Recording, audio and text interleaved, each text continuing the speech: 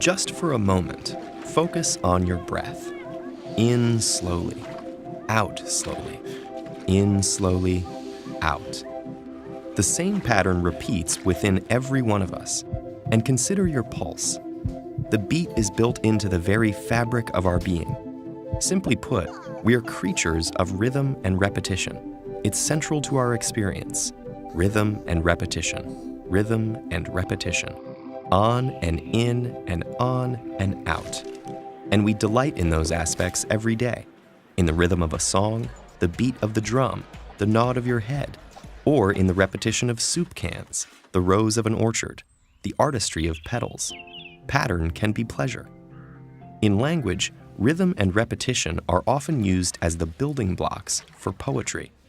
There's the rhythm of language, created by syllables and their emphasis, such as, so long as men can breathe or eyes can see. And there's the repetition of language at multiple levels, the repetition of letters. So long lives this, and this gives life to thee. Of sounds, breathe, see, thee, and of words. With so many uses, repetition is one of the poet's most malleable and reliable tools. It can lift or lull the listener, amplify or diminish the line, unify or diversify ideas. In fact, even rhythm itself, a repeated pattern of stressed syllables, is a form of repetition. Yet for all its varied uses, too much repetition can backfire. Imagine writing the same sentence on the blackboard 20 times, again and again and again and again. Or imagine a young child clamoring for her mother's attention. Mom, mom, mommy, mom, mom. Not exactly what we might call poetry. So what is poetic repetition, and why does it work? Possibly most familiar is rhyme, the repetition of like sounds in word endings. As with Shakespeare's example, we often encounter rhyme at the ends of lines. Repetition in this way creates an expectation. We begin to listen for the repetition of those similar sounds. When we hear them, the found pattern is pleasurable.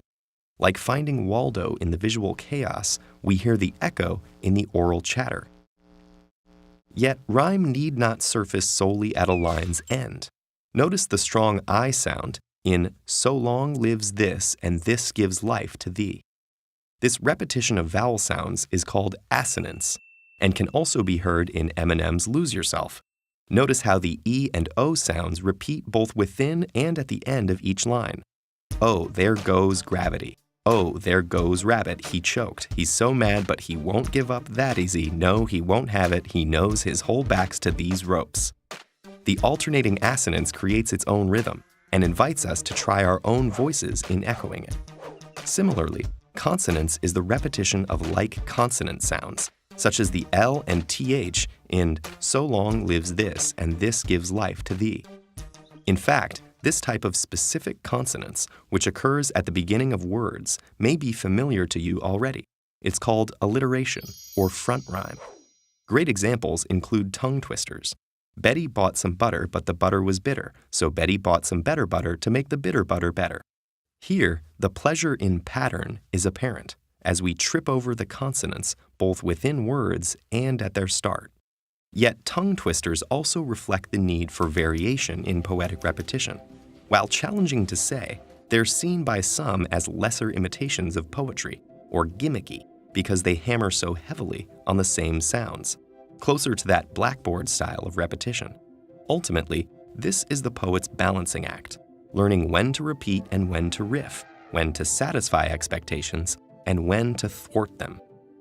And in that balance, it may be enough to remember we all live in a world of wild variation and carry with us our own breath and beat, our own repetition, wherever we go.